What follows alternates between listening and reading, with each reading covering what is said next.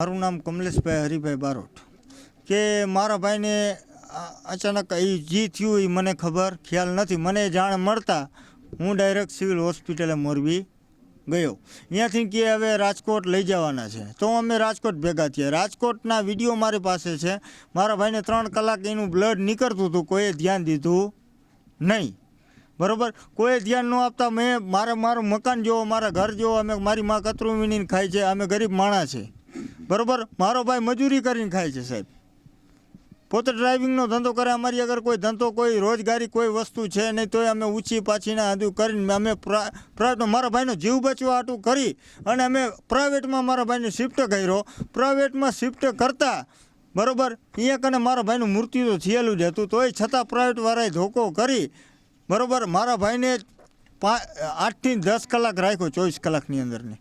અમારી આગળ એટલું બિલ વસૂલ કર્યું અને છતાં મારો ભાઈ મૃતદેહમાં હતો, તોય છતાં અમને એવું કહેવામાં આવ્યું કે તમારે 2.5 થી 3 લાખ રૂપિયા ભરવા જોશે ઓપરેશન કરાવવા માટે. પણ મારો ફૂઈનો દીકરો એવો જાણકાર અને હજી રીતે મેં મેડિકલનો એક પ્રાઇવેટનો વ્યક્તિએ બોલાયો હતો, એ પણ મૃતદેહીને કહી દીધો હતો. પણ મારા ફૂઈના દીકરાને એવું જાણવામાં આવ્યું કે તારો ભાઈ હાવ ફેલ જ છે અને એ મારી અત્યારે હાજરમાં રજૂ છે અને એ તમને અંધુય કહે છે. લે, મારું નામ પ્રભાત રામજીભાઈ મકવાણા. વોકાટ હોસ્પિટલે અમને એવું કીધેલું કે આ ભાઈ હજી જીવે છે, તમારે 2.5 લાખ રૂપિયા ભરવા જોશે. આ ઓપરેશન કર્યા પછી જીવે ન જીવે એની કોઈ ગેરંટી નથી. 2.5 લાખ રૂપિયા પછી મેં એમ કીધું કે ભાઈ જો 2.5 લાખ રૂપિયા અમે જમા કરી દઈ, પણ અમને જીવ તો કરી દો ને. હું એમ કહું છું કે આ ભાઈ મરી ગયા છે, આ ભાઈ મરી ગયા એની 8 કલાક થઈ છે અને હું તમને એવું સાબિત કરી દઉં કે આ મરી ગયા છે.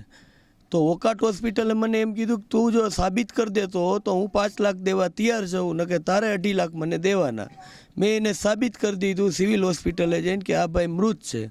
હવે જે પોસ્ટમોર્ટમ રિપોર્ટ આવે અહીંયાના ડૉક્ટરે જાહેર કરી દીધું કે આ ભાઈ 10 કલાકથી ગુજરી ગયેલ છે. રાતના 2:30 વાગે ગુજરી ગયા હતા અને બપોરે 1 વાગે મેં બાજીને અહીંયાથી હોસ્પિટલ બહાર કાઢ્યા છે. 72,000 બિલ બનાવ્યું ખાલી પાટો બાંધવાનું, એમાં 40 અમે માંડ ભેગા ફાળો ઉઘરાવીને અમે જમા કરાવેલ છે સાહેબ. હવે આનો યોગ્ય ન્યાય મળે આ લોકોને, એવું કંઈક કરો.